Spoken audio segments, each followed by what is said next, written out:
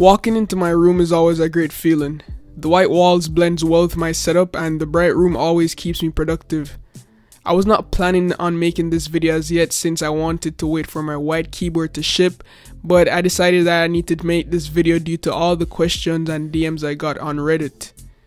If you're here from Random Frank's P video, welcome to my channel. My name is Siobhan and I post tech related content and lifestyle videos.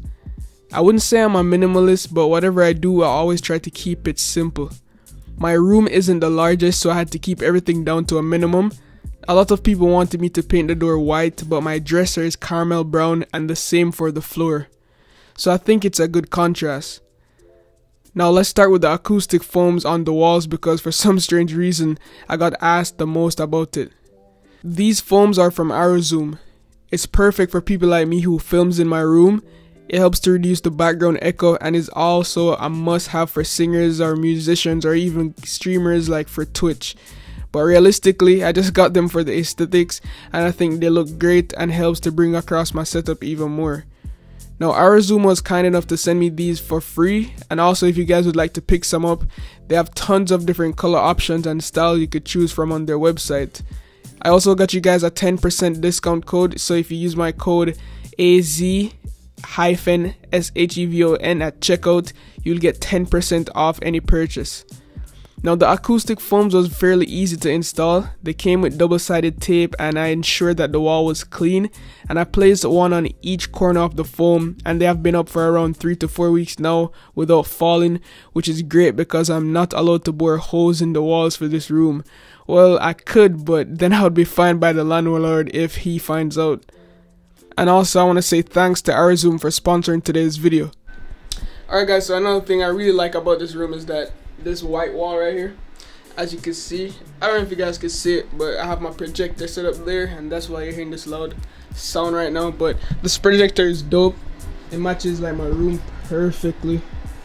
It's gray and white. I did a full review on the projector if you guys want to check it out, but it just matches everything. The gray and white color scheme, gray, black and white, gray, black and white, the walls, all of that. So yeah, I might sell it soon though because I'll be getting a new one, an upgraded version to this, so I'm recording this in advance just in case the sale actually goes through. But at night time it looks good. Okay Google, turn off the lights.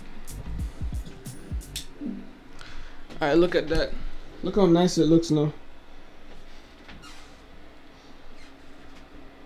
Plus I have the blinds up. If I put the blinds down, it even looks sharper. So it's way better than a TV in my opinion, and you just can't go wrong with a projector. Now the beast of a desk that holds most of my gear is the Autonomous Smart Desk 2 Premium.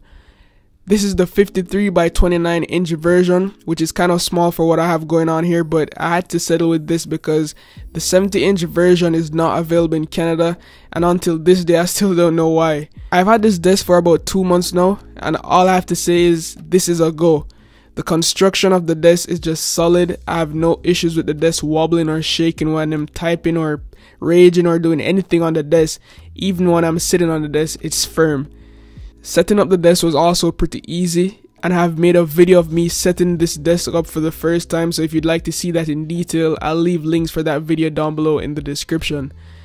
Now seeing that this is a smart desk, it has the ability to move up and down and is smart enough to remember up to 4 different height presets, so you can easily press one button and watch the desk adjust its height to where you want it to. There's also a couple cable management holes at the other end of the tabletop, so you can neatly route all your wires, which to me is a very nice touch if you're deep into cable management. Now powering my entire setup is a Core i9-9900K CPU paired with the EVGA RTX 2080 Super. I'm also rocking 32 gigs of Corsair RAM, and also the MSI MPG Z390 Gaming Edge AC motherboard is what's holding up all my components. I chose the H100i all white AIO liquid cooler, and if that wasn't cool enough, I went ahead and installed 2 more white LL120 RGB fans at the bottom for mainly looks, but hopefully it's also drawing some heat from the GPU. The case that I'm using already came with 2 RGB fans and the cooler came with 2 as well, so my PC has a total of 6 fans running. I'm not too big on RGB anymore like I used to, so I kept all my fans to white, which keeps my theme looking nice. And sometimes when I'm gaming, I'll whip out the RGB fever to put me in the mood and just to switch it up. The case that I'm using is the Corsair 2080X, which is a dual chamber design case. The only thing I did to the case was I removed the top dust filter because I realized when it's off I get better thermals. Building in this case was actually pretty straightforward, since one half stores all the cables and storage while the other half just holds the motherboard and its components. The smaller form factor of this case allows me to have way more desk space compared to when I had a full ATX build, so now I could have my 2 monitors and also have good enough mouse space for when I'm playing video games. So on a daily I edit a lot of videos, and I also still find the time to stream games over on Twitch, and my PC pushes through everything without any issues. I own a small esports team called Vision Gaming, and we play a lot of competitive Call of Duty, Fortnite, and now we're building a pro Valorant team.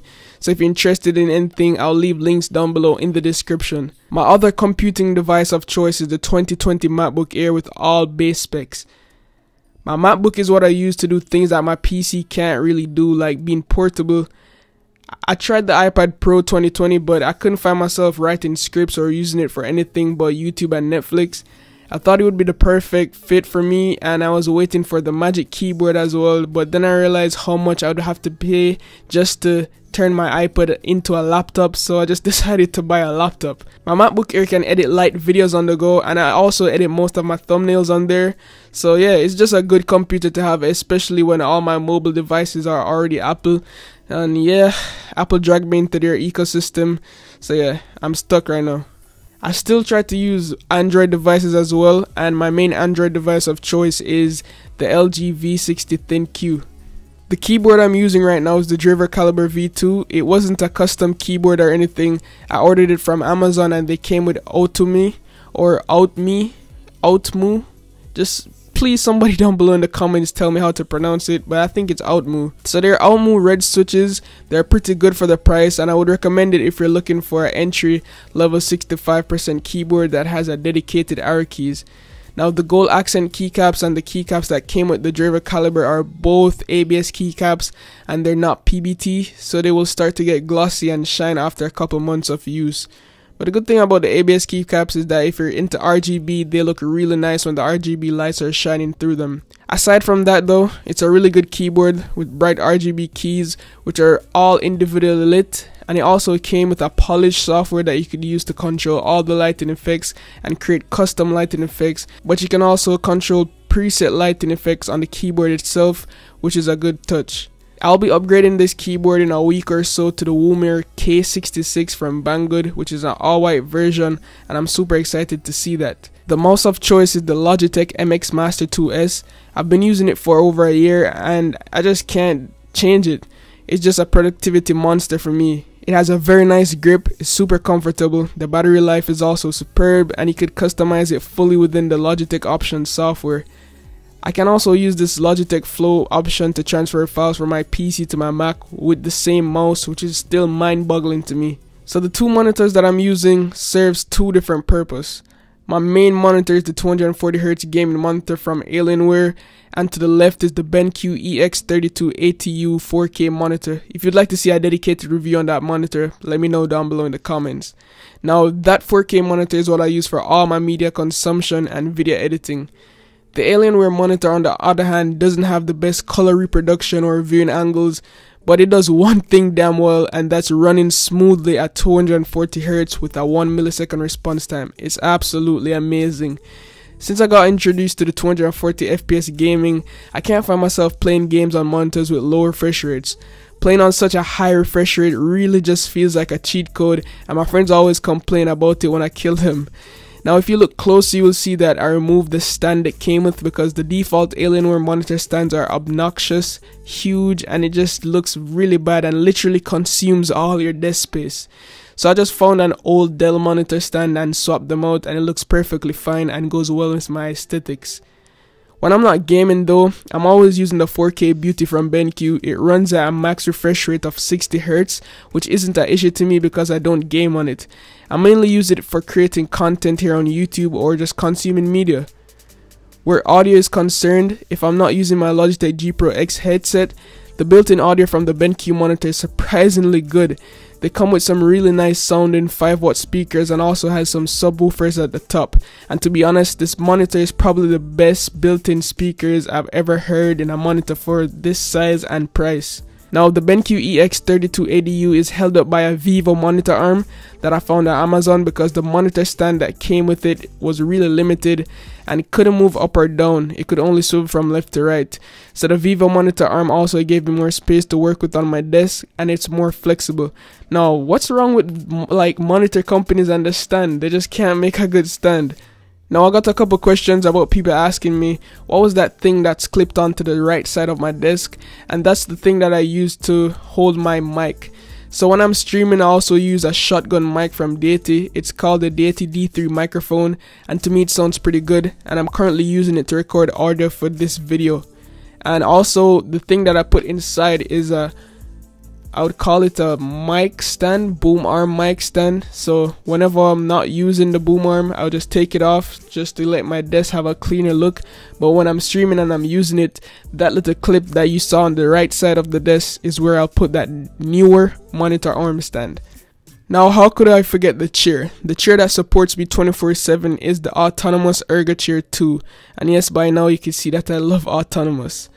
This chair is amazing. It fits the setup perfectly and it's also very comfortable with premium features at an affordable price. So you could adjust the lumbar support, you have a neck rest support, you can adjust the angle of the seat, you could go up and down like typical chairs of course, but there's just so much things that you could do. You could tighten the tension, go way back in the chair, you could lie down. Like, it's just something that you have to experience. I could go on and on about this chair, but that's a whole video on it itself. And if I was to recommend a good chair for anyone who sits at a desk for long hours, I would tell them to get a Herman Miller if they had the money, or if you're on a budget, just buy this. I also made a dedicated review on this chair, so you could go ahead and check that out yourself if you're interested. Links below in the description. And if you look at the comments, a lot of people ended up purchasing the chair because it's that good. Alright, thank you so much for making it to the end of this video. I hope you like my setup and let me know if you have any tips for me or if you got inspired by this setup. Let me know down below in the comments. Before you guys go though, I had to answer some quick hot fire questions that you guys were asking me and some miscellaneous stuff that I have going around the setup. So the first question is, these are all from Reddit. And the most asked one was, what's that sticker on your PC? Somebody asked if it was an LCD screen, or everyone wants to know what was that on my PC. Now that's basically a sticky note that Dbrand sent me. So I used to work with Dbrand back then, like a year ago. They used to send me a lot of products and stuff like that, but for some strange reason they stopped sending me products. I think it was because I was working with Slick Wraps as well, I don't know why. And they messed up our order, so I emailed them and said, hey, you guys messed up our order. Could you send me some new packages, and also please send me something for motivation. And that time I had like 45,000 subscribers. So they sent me a sticky note. I'm gonna rip it off my PC. And I was actually upset when they sent me, but now it's actually motivation for me. So they sent me this. You guys could read that. Literally, that's what Dbrand sent me. They said F you and your 45.3k. They got detailed with it too. They said 45.3k subscribers. Now I have 50k. Look at me now. So that's my motivation. I'll never leave it. They also sent this thing. I'm not sure if you guys could read it. Just pause it and read it. Literally, Dbrand send me this. And they know that I work with Rhino Shield, so they put Rhino shit at the bottom down here, which is funny. But yeah, that's the whole synopsis of what's on my PC. Another question we have is, how is the cable management? Now the cable management is good. I spent a lot of time on my cable management, as you can see from the B-rolls and stuff.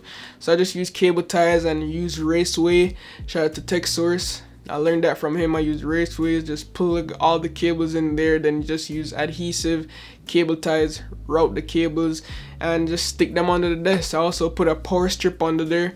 I'm thinking about getting a larger one because that one is filled up. I was just using like adapters to get more outlets. But yeah, the cable management is good, and I use auto zip ties. That's basically it. what light do you use? Now in my room I have a total of around 8 Philips Hue lights. So yeah, the entire room is controlled by Philips Hue except this bright light around here, which is an umbrella light, and another umbrella light over there. But everything Philips Hue lights around the desk, Philips Hue play bars, Philips Hue behind my bed, Philips Hue in that lamp. Literally everywhere in my room has a Philips Hue light bulb, and also 2 Philips Hue in the ceiling, so I could just control them with Google or Siri, or just control them from my mobile phone. Okay, so someone asked, how is the BenQ screen bar lamp? Perfect, it worked as intended. Turn it on, illuminates the desk without interfering with the screen. You have different color temperatures you could use, or you could just use their brightness intelligence software, which basically controls the brightness and the color temperature based on your environment. So yeah, it's really good if you're eating or reading a book, or you just want to turn on a little light to find something around the desk without have to be turning on all the lights. Someone said, do you use Discord light theme? No, I use dark mode for everything except my room. My room is in light mode for the entire day, but when it's at night, I have to turn it down. I can't keep the bright lights on at night. People think I sleep with the lights on, but no, I turn them off. Unfortunately, sorry to burst y'all bubble. Another person asked, do you connect your MacBook to the displays? And I usually do it, but then it got annoying for me to be plugging in and unplugging the USB-C hub and then plugging in the HDMI cord, all of that. So no, I don't connect my MacBook to the displays anymore. Another person asked, what wallpaper are you using? Now this wallpaper, I'm not sure what it's called, but it's from Wallpaper Engine. It's an application on Steam. It's like $5, definitely worth every penny. But yeah, let me know if I could, I don't know if I could give you guys the wallpaper, but I'll try my best. If not, I'll just tell you the name. It's called on Wallpaper Engine. And yeah, that was basically all the questions and stuff that you guys asked me. Hopefully you enjoyed the video. If you're wondering what's on my phone right here, this is a Rhino Shield skin. Links down below in the description for this as well. But yeah, hopefully I answered everything. I'm not sure if I left out anything. I tried to answer everything. So please just comment down below if there's anything I missed, and I will try to reply to everyone in the comments. As always guys, love, peace, and tweaks. Signing out.